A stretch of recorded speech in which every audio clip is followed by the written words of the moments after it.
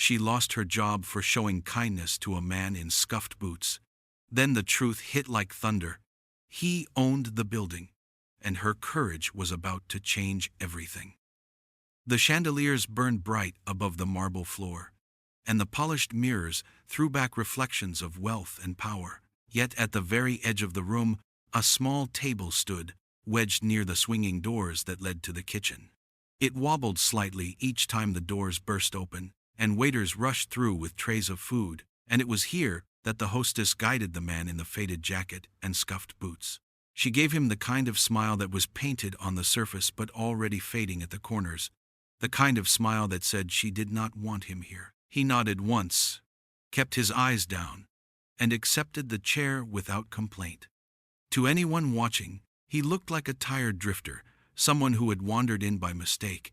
Yet beneath the corduroy and the rough plaid shirt sat the man who owned the building, the chain, and half the block.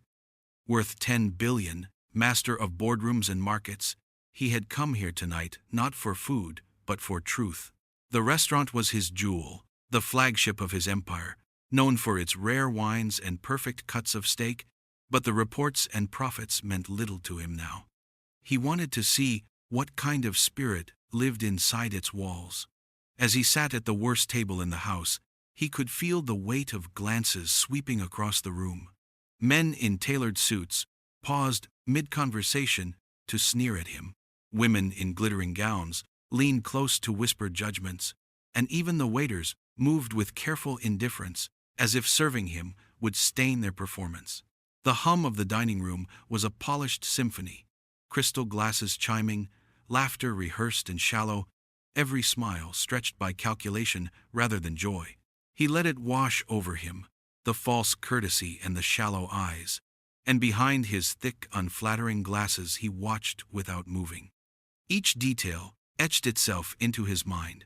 The way the manager laughed too loudly with city officials, the way the staff bent lower for the tables that promised large tips, the way the entire room pulsed with performance. He had built an empire on marble and glass, but here in the shadows he could see how thin the foundation was. He shifted in his chair, the scrape of wood loud against the floor, and for a moment the room seemed to hold its breath. Then the rhythm resumed, and he faded back into invisibility. A waitress passed him by without a word, her eyes sliding over him as though he were nothing more than an empty seat. He folded his hands, the skin rougher tonight without the armor of his tailored suit, and felt a flicker of bitterness rise inside. This was why he came in disguise. When he appeared as himself, the world bent around him, every gesture polished, every word softened. As a stranger in thrift store clothes, he saw the truth. He saw a kingdom not of loyalty but of masks, and he wondered if any soul in this room still knew how to be honest. He picked up the heavy leather menu and let his eyes wander over the pages, though he already knew what he would choose. The most expensive cut of steak on offer, paired with a rare vintage that only the most lavish tables dared to order. It was a test, and he wanted to see how the staff would react when a man in scuffed boots and a faded jacket demanded a meal that cost more than their monthly rent. The waitress who first approached him had already left with a dismissive glance. Another waiter hovered a few feet away and pretended not to notice him. And finally, a young woman appeared at his side, her uniform crisp, though not new, her eyes tired but steady. She greeted him with a quiet voice and introduced herself, as if he were no different from the glittering patrons who filled the best tables. And he felt the first stirrings of interest. When he ordered the emperor's cut steak, her eyes flickered, but only for an instant. Then she nodded, as though the request was perfectly ordinary. He added a glass of a rare vintage wine, one that sold for more than $300 a pour, and still her voice remained calm. She simply repeated his order to be certain and wrote it down. He had expected a smirk, or perhaps a raised brow, some sign of judgment or disbelief, but there was none. She treated his choice with dignity, while across the room he could see the manager staring at him with growing irritation, whispering to another waiter and shaking his head. The air around the table grew thick with disdain. He could feel it pressing against his shoulders. Yet she stood firm, her notepad steady in her hand, her tone free of mockery. As she left to place the order, he caught sight of her shoes, the leather worn thin and the soles nearly smooth, and he understood what kind of life she lived. It was the life of someone who counted every dollar, someone who worked long hours for tips that never quite stretched far enough, someone who should have judged him by the ragged state of his jacket, but had instead given him the same courtesy as a senator or a tycoon. The others could not hide their contempt. Their narrowed eyes and whispers traveled across the dining room like sparks, and when the manager cornered her near the wine station, he could see her shrink back as he barked at her. Yet she returned to his table with the glass held steady, poured the deep ruby liquid with careful respect, and asked if there was anything else she could bring. He lifted the glass, swirling it slowly, and studied her face. There was fear there, a shadow she tried to hide behind a polite smile. Yet there was also courage, the simple courage of treating a stranger as a man rather than a problem. Around them, the restaurant pulsed with false laughter and gilded conversation. But at this small table near the kitchen, a different story was beginning, one that stirred something restless in his chest. The clatter of cutlery and the rise and fall of laughter filled the room, yet, at the small table by the kitchen door, he felt a strange stillness settle over him, as though the chaos of the restaurant faded to a dull hum each time the young waitress stepped near. She returned with bread and water, her steps light but her hands careful, and when she set the basket down, he noticed again the thin cracks in her shoes, the leather worn pale at the edges from long hours, standing and moving without pause. Her uniform was pressed, but faintly frayed at the seams, her hair pulled back neatly, yet with a few loose strands that betrayed the exhaustion beneath the mask. Still, she carried herself with a quiet grace, offering him the same courtesy as if he were a senator at the prime table near the fire. And it was this refusal to measure his worth by his jacket that struck him hardest. He thanked her in a low voice, and her eyes met his just long enough for him to see what lived there. They were wide and dark, filled with sincerity, but beneath the surface trembled something else, a weight she tried to hide, a kind of fear that was sharper than the fatigue of long shifts. He had seen those eyes before, in boardrooms and on trading floors, the look of someone cornered, someone carrying more than they could bear. She turned away too quickly, as if worried that holding his gaze might reveal too much, and he wondered what story clung to her like a shadow. The rest of the staff drifted past him with masks polished to a shine, their voices too bright, their laughter rehearsed, their attention reserved for the tables that promised heavy tips. Yet this one girl did not change her tone, whether he ordered beer or a bottle worth hundreds. She treated him as though his presence mattered simply because he was a person sitting alone with hunger. He found himself watching the small details, the way she refilled his glass before it was empty, the way she smoothed the cloth on his table, though she had no reason to linger, the way her hands trembled only when she thought no one was looking. It stirred something long buried in him, a reminder of his own beginnings, of the small town where his mother had worked double shifts with shoes not much better than these, of the fragile pride of carrying on with dignity when the world refused to see. He had come here expecting only to witness false smiles and shallow greed, but instead he had stumbled upon this faint flicker of integrity, this girl with tired eyes who still carried herself as though kindness cost nothing. The fear in her face did not weaken the impression, it strengthened it, for he understood then that courage is not the absence of fear, but the choice to act with decency despite it. The rhythm of the dining room masked the storm that brewed in the narrow hallway behind the wine station, the place where guests could not see and only staff passed through in hurried steps. She had just keyed in the order for the emperor's cut and the rare wine, her heart still steady from the quiet exchange with the man at table 32, when the manager appeared like a shadow. His suit was cut too tight, his tie knotted with cheap arrogance, and his smile, the one he used at the tables of power, was gone now, replaced by something sharper, He blocked her path with the weight of his body and lowered his voice to a hiss that carried more venom than a shout.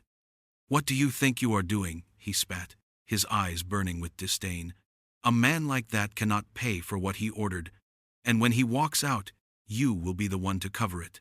She tried to explain, her words quiet, that the order was genuine, that she had seen no reason to challenge him, but the manager cut her off with a sneer. He reminded her of the mistake she had made last month, the inventory slip that he had twisted into a crime.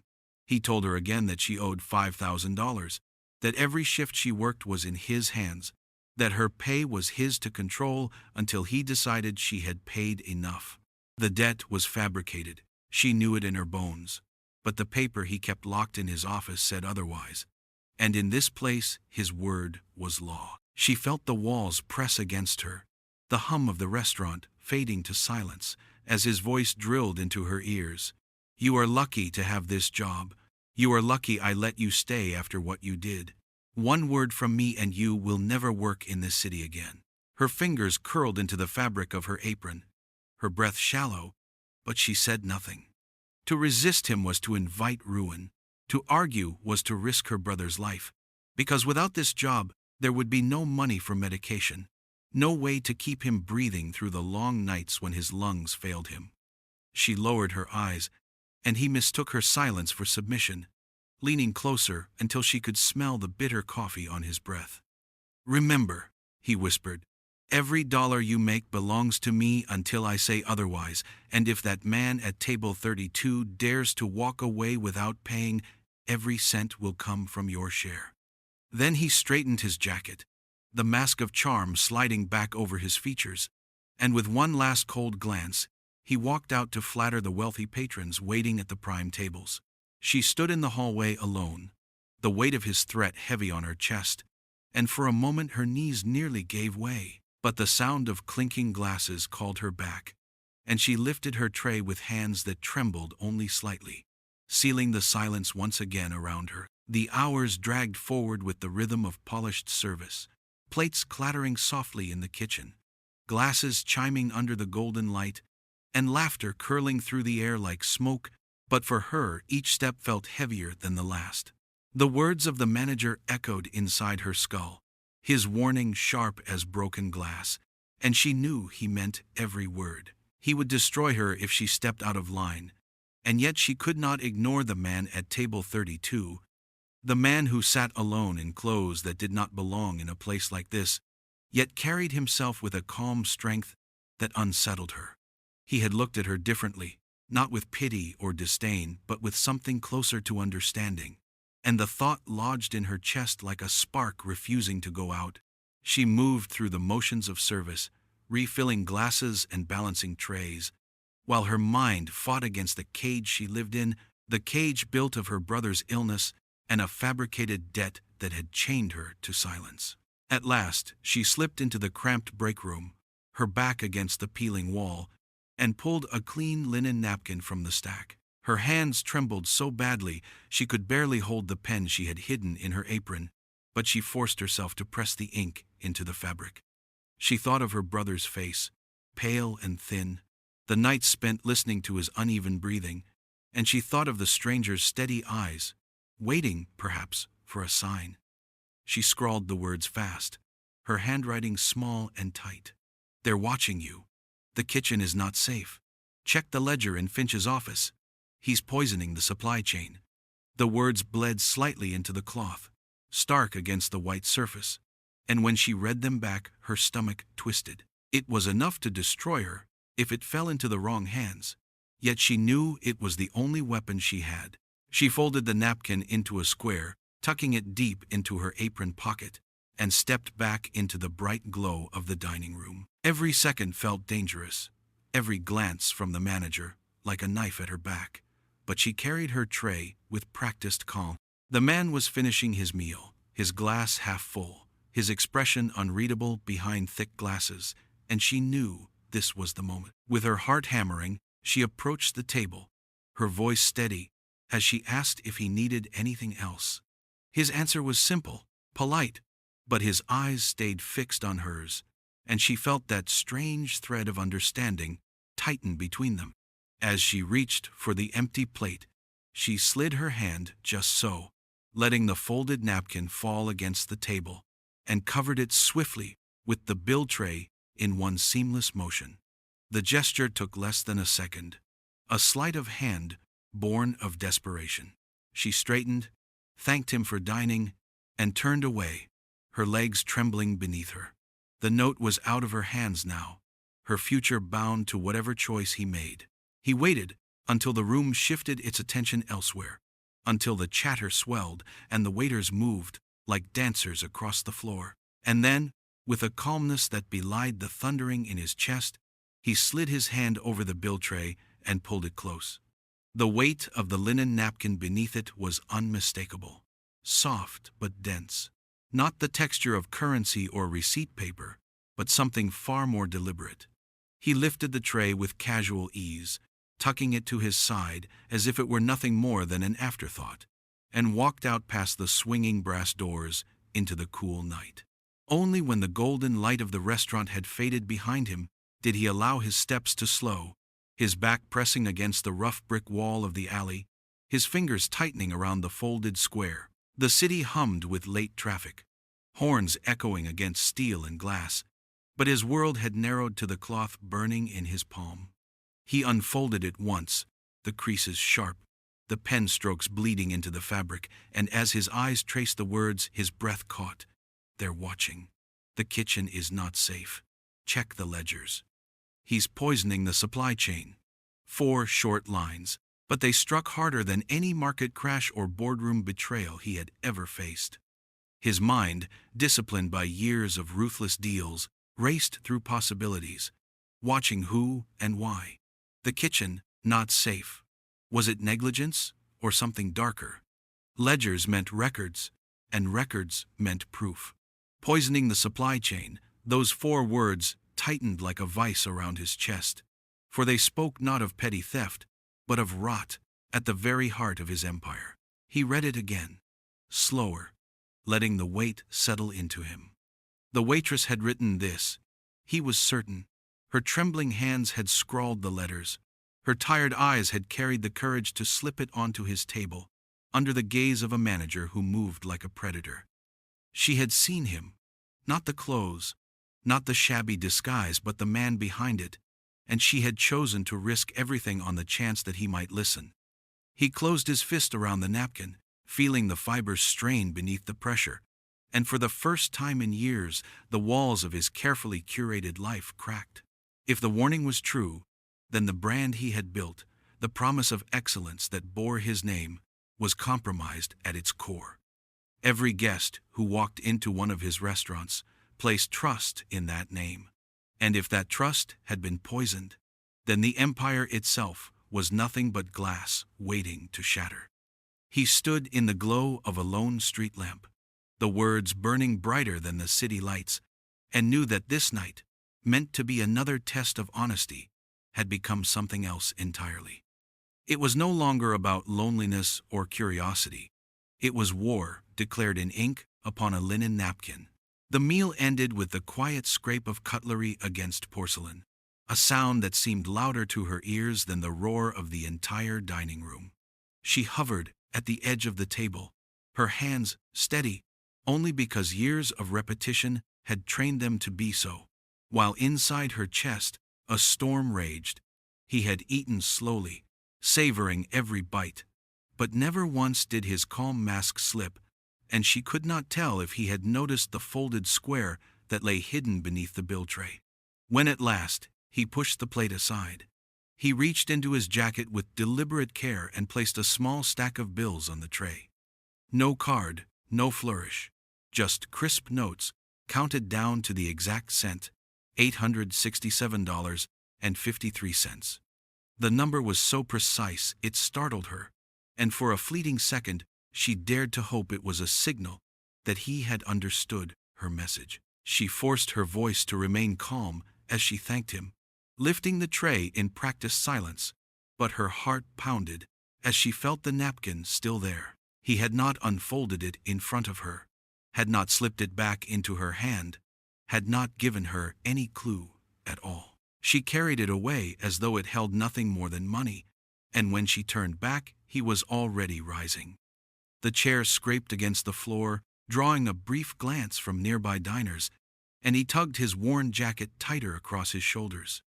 The glasses on his face hid his eyes, but she thought she saw the faintest flicker of something, not quite a smile, not quite indifference, before he turned and walked toward the doors. The hostess gave him a look sharp enough to cut. The manager narrowed his eyes in suspicion, but the man kept walking, his steps even and unhurried, until the heavy brass doors swung shut behind him, and the city swallowed him whole. She stood rooted to the spot, the tray heavy in her hands, and felt the tremor begin in her fingers. He had taken the napkin, she was sure of it, tucked it into his pocket with the same care he had shown every movement that night, yet now, the weight of what she had done crashed down. If he ignored it, she had risked everything for nothing. If he revealed it, she would be destroyed before the week was out. The manager already looked at her with suspicion, his hawk eyes scanning the room as if hunting for betrayal, and she could almost feel his breath on her neck, even from across the floor. Her brother's face flashed in her mind, pale and tired in the hospital bed, and she fought the urge to crumble where she stood. She smiled at a guest, poured water into a glass, and went back to work. But each step felt like walking across a cliff edge. The note was gone, carried away by a stranger she did not truly know, and she wondered if tonight she had just lit the match that would burn her life to ashes.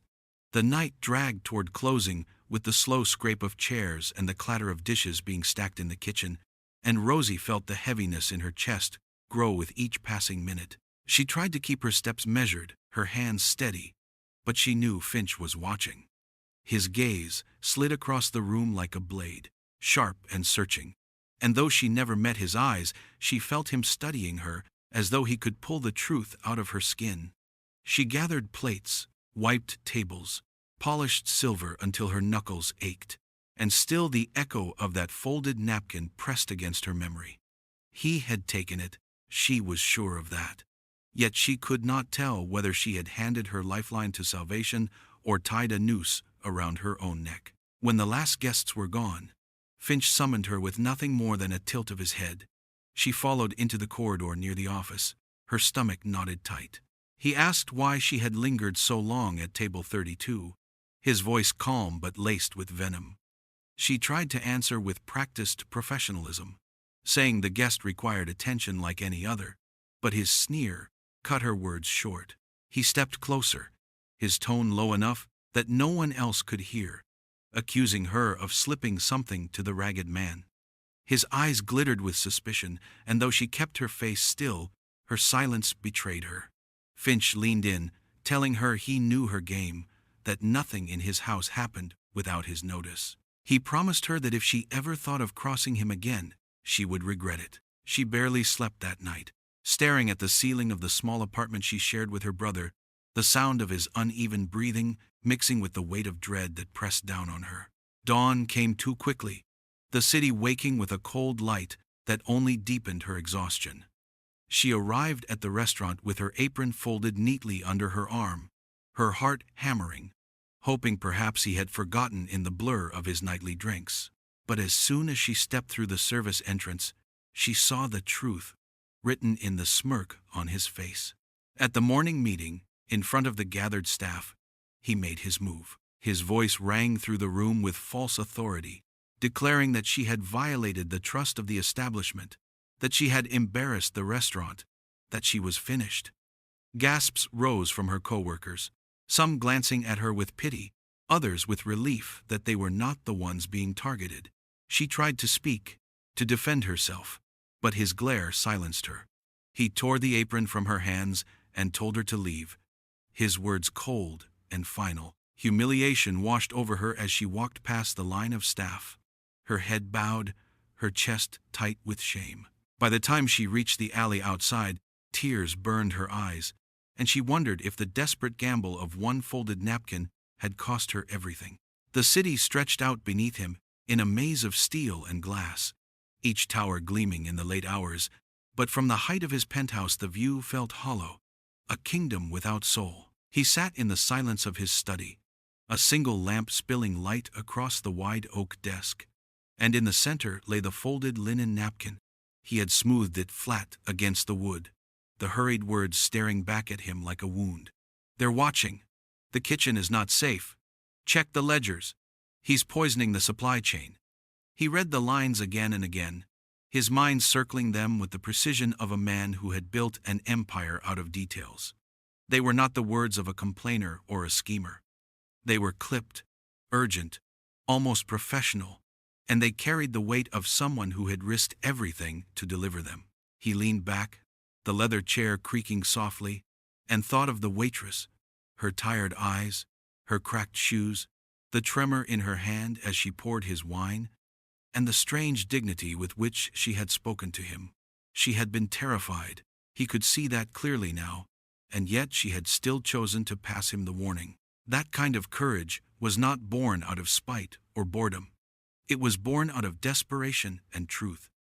He closed his hand over the napkin, the fabric soft yet carrying the heaviness of consequence, and reached for the phone he kept apart from the others.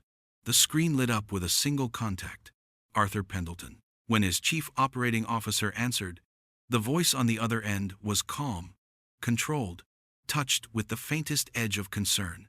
"Jameson, is something wrong?" He did not waste words.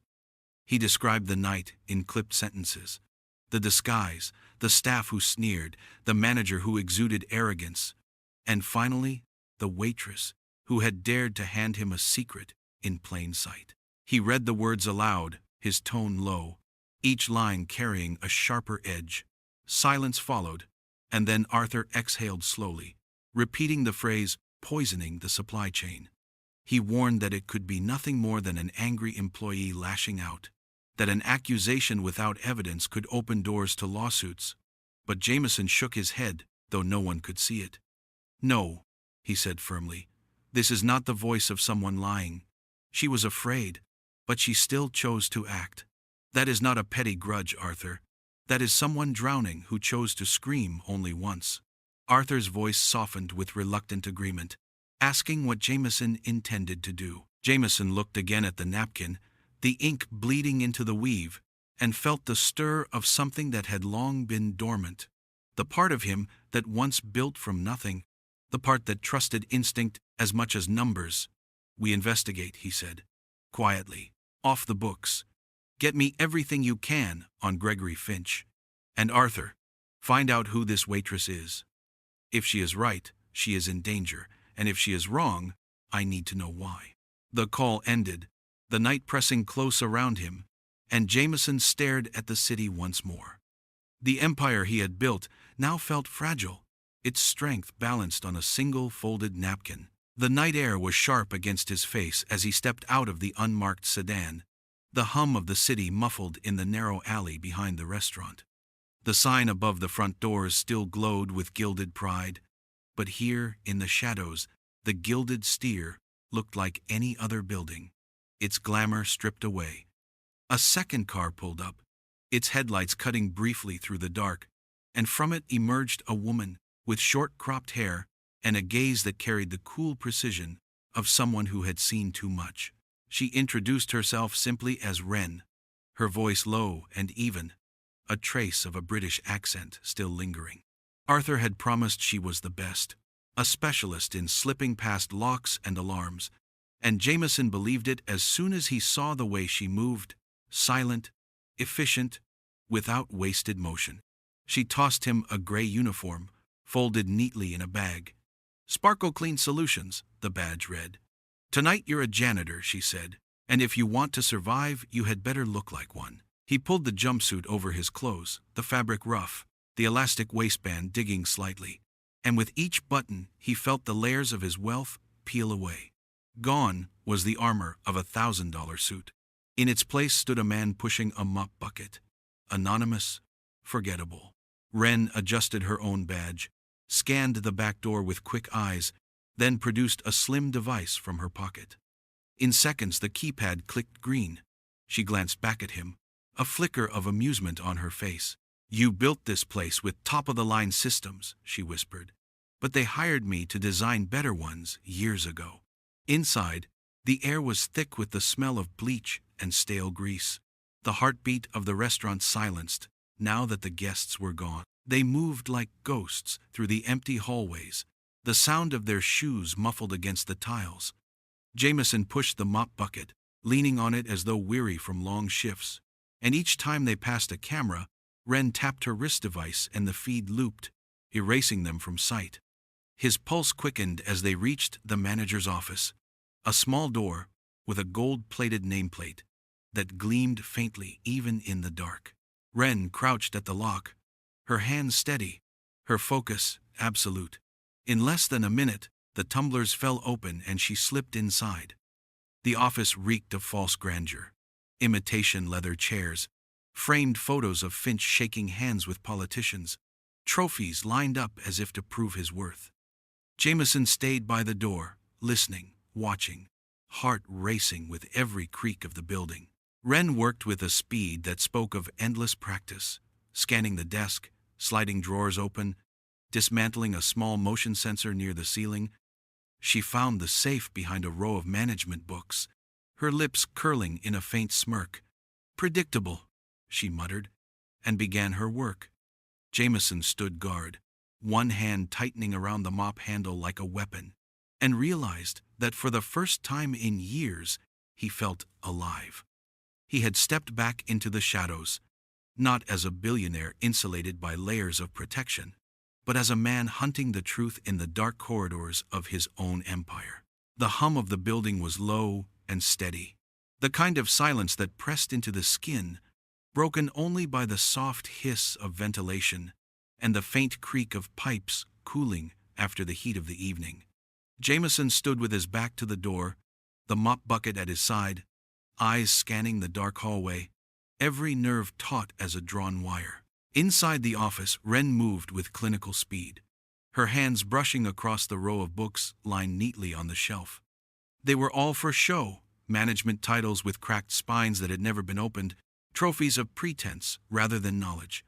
She tapped one, tilted another, then gave a short nod. Behind them, just as she had guessed, was a concealed panel. She pried it open with calm precision, revealing a steel safe sunk into the wall. The keypad glowed faintly in the dark, mocking in its silence. Wren crouched, her fingers dancing across the buttons in quick calculations. "Finch was arrogant," she whispered. "Men like him always use something sentimental. A date, a number that makes them feel clever." Jameson's eyes caught a photograph on the desk. Finch grinning with a little league team, his hand resting on a small trophy engraved with the year. "Try the jersey number," Jameson said quietly, pointing. Wren entered the digits. The machine clicked, then fell still before releasing with a soft metallic sigh. The safe opened, and the smell of ink and leather spilled into the room. Inside lay bundles of cash, thick envelopes bound with rubber bands. But what drew their eyes was a heavy black ledger, its edges worn from handling. Wren lifted it carefully, her gloved hands steady, and set it on the desk.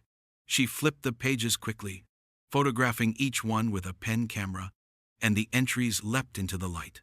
Invoices from companies that did not exist, transfers routed through shell accounts, payments recorded to a supplier called Prime Organic Meats. Jameson felt his chest tighten as he leaned closer, reading the neat columns of numbers that spoke of a system built to hide rot. He knew that name was false. It was not on any registry, and the sums flowing through it were staggering. Wren moved to the computer, attaching a small device that hummed as it copied the encrypted partition. Within moments, she pulled up fragments of files, images of shipping manifests, tied to a plant he recognized with a sick jolt of anger. Westland Meats, condemned by the health department months ago for contamination, now funneled back into circulation under false papers. The pieces locked together with brutal clarity. Finch was not skimming petty profits.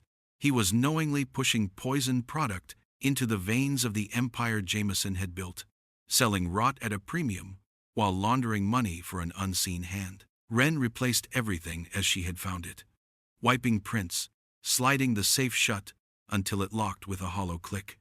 She gave him a sharp look, the kind that carried unspoken warning. "This is bigger than a greedy manager," she murmured. "This is a machine."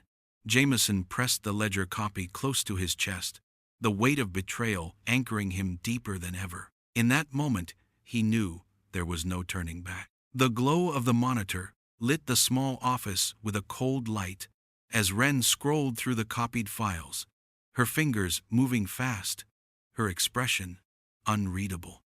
Jameson stood over her shoulder, his jaw tight, his eyes fixed on the screen, as lines of text gave way to video thumbnails, each one marked with dates that stretched back months. Wren clicked one at random, and the sound filled the room, muffled but sharp, the voice of Gregory Finch cutting through the silence like a blade. The screen showed the office itself, the same walls, the same desk, but this time the manager sat in the leather chair leaning forward, his smile gone, his voice a hiss. Across from him stood the waitress, her shoulders drawn, her apron still on, her eyes wide with fear. Jameson felt the breath catch in his chest as he watched her shrink under Finch's words. The manager was reminding her of the debt, repeating the fabricated figure with practiced malice, telling her that every dollar she made belonged to him until she paid him back. He leaned across the desk, his tone dripping with control, warning her that if she even thought of resisting, he would have her blacklisted in every restaurant in the city. Jameson's hand clenched into a fist at his side as he watched her nod, silent, the weight of her brother's illness pressing down on her through the screen. Wren's voice was flat when she whispered, "He recorded everything. These are his insurance files, leverage to keep her compliant." Another clip played, dated only weeks before. Finch shoved a stack of papers across the desk, invoices filled with numbers that did not add up, ghost accounts that tied back to the ledgers they had just photographed. He ordered her to reconcile them, to use her knowledge from college classes she had never been able to finish, her hands shaking as she moved through the figures. He told her that if she refused, the debt would double, that her brother's chance at treatment would vanish. Jameson's throat tightened as he saw her bite her lip, fighting back tears, then force herself to write. It was exploitation laid bare, cruelty disguised as authority, and it made his skin crawl. Wren clicked through several more clips, each one darker than the last, showing Finch's smirk, his threats, his casual cruelty as though it were nothing more than routine. In one, he leaned back and told her she should be grateful, that he was saving her from jail by letting her work off her mistake, that she was lucky to have him. Jameson could barely contain his fury. The sight of her pale face under the harsh light burned into him. It was not just numbers and fraud anymore. It was human. It was her. Wren closed the files and slid the drive into her pocket, her eyes meeting his with grim understanding. "This is enough," she said quietly. "Enough to end him." Jameson nodded, his voice low but steady. "No, it is enough to end more than him." He looked once more at the frozen image of the waitress on the screen, shoulders bent under a burden she should never have carried, and he knew the fight was no longer about business. It was about justice. The sun had barely risen when Jameson stood at the wide windows of his penthouse, the city stretching below like a kingdom of steel and fog, and in his hand rested the small drive Wren had handed him the night before. The files were already secured on Arthur's encrypted servers, the evidence undeniable, but the images still echoed in his mind.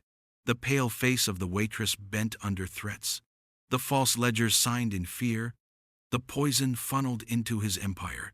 He had built his life on control, every deal calculated, every risk weighed, yet now his pulse quickened, not with fear, but with purpose. This was not about profit, it was about something far rarer, the chance to draw a line in the sand and defend it. Arthur arrived with quiet efficiency, his suit flawless, his eyes sharp behind rimless glasses. He placed a tablet on the desk, the screen alive with documents and warrants, the machinery of law already moving. The FBI and the FDA had been briefed overnight, their interest immediate once the files were decrypted, their anger clear. Poisoned meat, ghost vendors, Blackmail of employees? The case was strong, and agents were ready to descend on the restaurant by noon.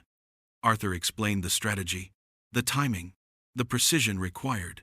His voice measured as always, but Jameson's gaze never left the napkin that still lay flat on the desk. He listened to every detail, then shook his head.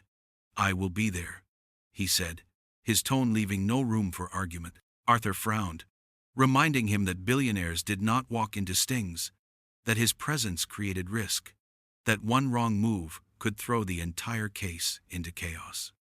But Jameson only leaned forward, his voice steady.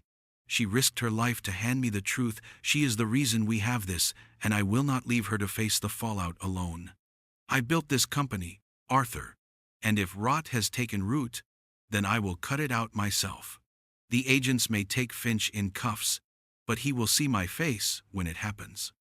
Arthur held his gaze for a long moment, then finally sighed, recognizing the resolve that had carried Jameson from a small Ohio town to the highest towers of Chicago. "Very well," he said softly, "but we do this carefully." By mid-morning the plan was set.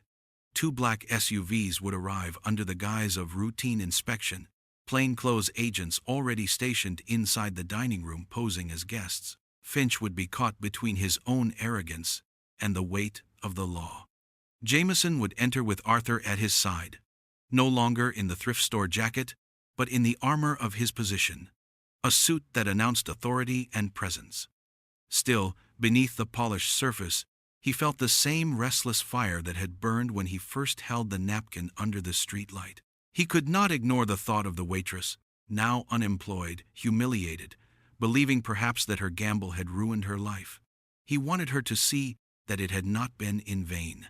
As the clock moved closer to noon, Jameson adjusted his cufflinks with deliberate calm, the skyline gleaming behind him. Today was not about reputation or markets. Today was about truth, about the reckoning that was long overdue, and he would be there to face it head on. The brass doors of the Gilded Steer swung wide at precisely 11:45, the hush of mid-morning preparation, filling the dining room as staff polished glasses and set silver in perfect rows. Conversations died in an instant when the first black SUV stopped at the curb, followed by a second that rolled up behind it. From the tinted windows stepped men in tailored suits, whose movements carried a precision not found in ordinary diners. At their center walked Jameson Blackwood, no longer cloaked in thrift store rags but armored in a flawless charcoal suit that caught the light and made the chandeliers above seem to bow in acknowledgement. His shoes shone like mirrors, his tie was a line of quiet power, and the weight of his presence pressed against the air. The hostess, who had sneered at him the night before, felt her breath falter as recognition struck. Her smile wavered, her tablet nearly slipped from her manicured fingers, and she could not stop the color draining from her face. The waiters froze mid-stride, trays held in suspended disbelief, their polished masks cracking as they remembered the shabby man they had brushed aside. Even the busboys stopped stacking plates, eyes wide, whispering among themselves, as the truth rippled across the room. The man they had treated as a burden was the man who owned not just the restaurant, but the empire that sustained their very jobs. Jameson walked with measured steps, Arthur Pendleton at his right, 2 agents in plainclothes a pace behind, and though he said nothing, his gaze swept across the staff like a blade. It was not anger that moved in his eyes, but something heavier, disappointment laced with resolve. He did not look for apologies, he did not search for excuses, he only marked faces and remembered. The room that had judged him by the cut of a jacket now shrank under the weight of the truth. The manager, Gregory Finch, rushed forward from the far side of the dining room, his oily charm already slipping, as he recognized the man whose signature had sealed his paychecks for years. He stammered a greeting, his voice brittle, but Jameson's eyes cut past him to the small alcove near the kitchen. Table 32 stood empty, its wobbling leg balanced awkwardly by a folded napkin under the base, and for a heartbeat his chest tightened. It was there that the truth had been passed to him, disguised as a simple piece of service, and now it had led him back in full power. He stopped in the center of the room, his voice calm but carrying through every corner. "Yesterday I was a guest here," he said, each word deliberate, "and I was shown what kind of house this really is." The staff shifted uncomfortably, glances darting between one another, but no one spoke. Finch swallowed hard, his smile thin, his confidence draining. Jameson let the silence linger, the truth hanging heavier than any shout could have. The disguise was gone, the pretense burned away, and in its place stood the man who had come to reclaim his house. The room was silent, except for the faint hiss of the fireplace and the distant rattle of pans from the kitchen, the kind of silence that felt like the pause before a storm. Jameson stood tall in the center of the dining floor, his gaze steady on Gregory Finch, who fidgeted with his tie as though the knot had suddenly tightened around his throat. The staff gathered in uncertain clusters, some still clutching menus, others frozen in half, set tasks, their eyes darting between the man they thought was a poor drifter last night and the billionaire owner revealed in polished truth. Jameson gave a single nod to Arthur, who stepped forward and placed a tablet on the nearest table.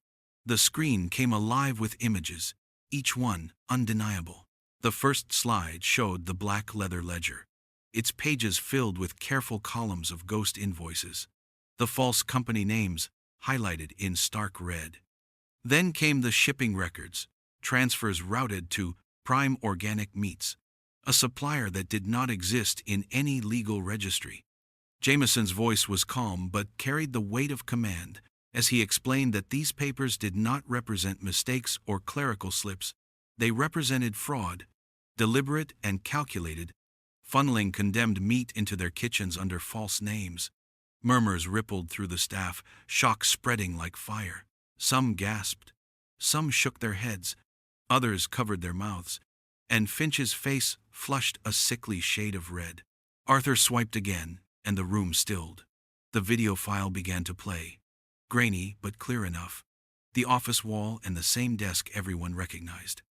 Finch leaned across it, his tone sharp, his words vicious, threatening the waitress with ruin unless she obeyed. He spoke of a debt she never owed, his voice dripping with cruelty as he reminded her that her brother's life depended on her silence. The staff stared, eyes wide, whispers turning into angry protests. Finch lunged toward the tablet, shouting that it was fake, doctored, but the agents moved before he could touch it. Two men in plain suits stepped forward, badges glinting, their presence transforming the atmosphere from shock to certainty. Jameson looked directly at Finch, his voice lowering into something more dangerous than anger. "You used this place to line your pockets. You poisoned the trust of every guest who walked through those doors. And worst of all, you held one of my employees hostage with lies and threats." He let the words hang, every syllable like iron striking stone. Finch tried to bluster, his hands shaking as he insisted that he was loyal, that this was all a mistake. But the evidence lay in plain sight. The agents took his arms, the cuffs clicking around his wrists with finality. Gasps turned into silence, the entire staff watching as their manager, once untouchable, was led away through the same brass doors he had ruled with arrogance. Jameson's eyes swept the room once more. Justice was not loud, it was steady, and today it had arrived. The empire would be rebuilt on truth, not fear. And Gregory Finch would never threaten another soul again. The dining room still buzzed with the shock of the arrest, the echoes of handcuffs clicking shut still hanging in the air, and for a long moment no one moved, as if the staff were afraid to breathe in the presence of a truth they had all ignored. Jameson stood tall in the center, his hands resting lightly on the back of a chair, his gaze steady but softer now, no longer aimed at Finch, but at the faces of the people left behind. Then his eyes sought her, the young waitress who stood near the service station, clutching a stack of menus as though they were a shield. She looked pale, her lips pressed tight, her whole body trembling as though she expected the weight of blame to fall on her shoulders. He lifted a hand and spoke her name, not loudly, but firmly enough that the entire room heard it. Every head turned as she froze, her heart hammering against her ribs, and slowly she stepped forward, the menu slipping from her hands to the carpet. The staff parted around her, their whispers hushed, their curiosity sharp, but she walked through them as if in a dream, her shoes worn and silent against the marble floor. She stopped before him, unable to raise her eyes, convinced that this was the end, that she was about to be accused of betrayal or complicity, that she would leave this place in disgrace. Jameson let the silence hold for a breath, then spoke in a voice that carried not anger but conviction.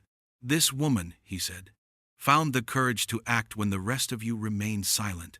She was threatened, lied to, and forced to carry a debt that never existed, a debt created to enslave her." His words rolled through the room, heavy and undeniable. She looked up in shock, her lips parting, but he continued, his gaze fixed on her with a steadiness that made her knees weak. "That debt is erased," he said, clear and absolute, erased as if it never existed. "And let me be very clear, her name is cleared. She has done nothing wrong." Gasps rose from the crowd. Some murmured in disbelief, others in relief, and she felt her chest tighten with tears she could no longer hold back. For so long she had carried the weight of silence, believing herself trapped, marked, ruined, and now with a few words he had lifted it away. Her hands shook as she covered her mouth, her vision blurring, the sound of his voice cutting through the years of fear. "You stood when you could have bowed," he said more gently, "and you spoke when silence was safer. That is not weakness, that is strength." The staff shifted uneasily, their eyes wide as they looked at her differently, no longer with pity or suspicion, but with something closer to awe. She swallowed hard, trying to find her voice, but no words came, only a sob that escaped despite her effort to hold it back. Jameson reached out, not as a master to a servant, but as a man offering dignity, and with that simple gesture, her world, once broken, began to rebuild itself. The weight of the room shifted as the agents disappeared through the doors, with Finch in their grip, leaving behind an air thick with disbelief and relief. Jameson did not move for a long moment, his gaze steady on the waitress, who still trembled before him, her face streaked with tears she had not meant to show. He spoke again, his voice quieter now, but carrying the kind of certainty that cut through doubt. "Your brother will never have to suffer for lack of care again." The words hung heavy, and she blinked as if she had misheard, her lips parting soundlessly. He continued, each phrase deliberate. "A medical trust has already been arranged. Every treatment, every bill, every expense tied to his illness will be covered for as long as he lives. You will never face that burden alone again." The room stirred with murmurs, staff exchanging wide-eyed glances, some covering their mouths, others whispering to each other in disbelief. She swayed where she stood, her hand pressed to her chest, as if the promise had knocked the air from her lungs. Her whole life had been nights of adding numbers on scraps of paper, of choosing between medicine and food, of carrying fear like a second shadow, and now, with a few words, he had erased it. She choked out a sob, her knees nearly giving way, but Jameson's hand caught her arm, steadying her. He did not smile. He did not soften the gravity of the moment. He simply held her until she found her breath again. Then he turned his gaze back to the staff, his tone firm but not unkind. "This place has run too long on fear," he said, "and I will not allow it to continue. You are not pawns. You are not disposable. Your dignity matters. For too long you were forced to endure threats and silence, but from this day forward you will be protected. Your voices will be heard." The words rolled through the space like a tide, washing over waiters, busboys, cooks, and hosts alike, and many lowered their eyes, ashamed of the nights they had seen Finch's cruelty, and looked away. Jameson did not condemn them. He simply gave them a chance to stand taller. One by one, shoulders straightened. A young busboy lifted his head with tears burning his eyes. A hostess exhaled as if she had been holding her breath for months. A chef in the back crossed his arms but nodded once with fierce approval. The waitress looked around and saw her co-workers differently now. No longer shadows passing by, but people reclaiming their voices. She pressed her hands together, whispering thank you through broken sobs, and Jameson inclined his head, a gesture of respect rather than authority.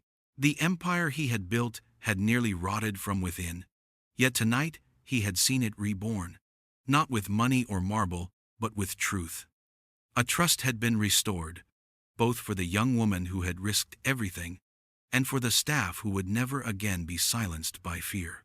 The dining room had begun to empty of its shock, the staff dispersing into small groups, whispering in low voices, the heavy steps of agents long gone with Finch in custody. The waitress stood alone near the service station, her apron still crumpled in her hands, her eyes red from tears that had come and gone in waves. Jameson watched her for a long moment, the flicker of exhaustion etched into every line of her young face, the courage that had carried her through the night still shining faintly beneath the weariness. He stepped closer, the sound of his polished shoes against marble drawing her attention, and when she looked up, she flinched, as though expecting another command that would crush her. But his voice was different now, calm and steady, filled not with authority, but with something closer to respect. "You should not return to this floor," he said, his eyes never leaving hers. "You do not belong in fear or silence. From today, you will take a new place in this company." Her lips parted, confusion flashing in her expression, but he continued, before doubt could break the moment. "I am creating a new position, one that should have existed long ago. Director of Ethical Oversight. You will report directly to me, and your role will be to protect the people who work here, to make sure no one ever suffers as you have." The words struck her like a wave, disbelief flooding her chest. She shook her head quickly, almost frantically, whispering that she was only a waitress, that she had no title, no education beyond 2 years cut short, that she was unfit to carry such weight.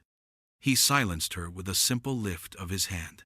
"Integrity cannot be taught in classrooms," he said gently. "It is lived, it is proven, and you have already done more than any title could demand. You showed courage when no one else would. You chose honesty when silence was safer. And that is what matters most." Tears welled in her eyes again, but this time they were not born of fear. The staff around them had gone quiet, listening with wide eyes, the hum of the restaurant holding still as if the walls themselves were waiting. Jameson extended his hand, his palm steady, his voice soft but unyielding. "You will not serve tables any longer. You will stand beside me, and together we will build a foundation, not of marble and glass alone, but of honesty." She stared at his hand, trembling, her throat tight with emotion, then slowly raised her own. The contact was small yet immense, her worn fingers against his strong grip, and in that clasp, something shifted. No longer waitress to patron, no longer powerless to powerful, but two people bound by a decision to build something better. Around them, the staff exhaled, the sound of hope breaking through fear. And for the first time in years, she felt the weight on her shoulders lift. The empire had been cracked, but from its fracture came a new beginning, one built not on fear, but on truth. If this story moved you like it moved us, don't forget to give it a like. And if you want more stories like this one, hit subscribe. We'd love to have you with us.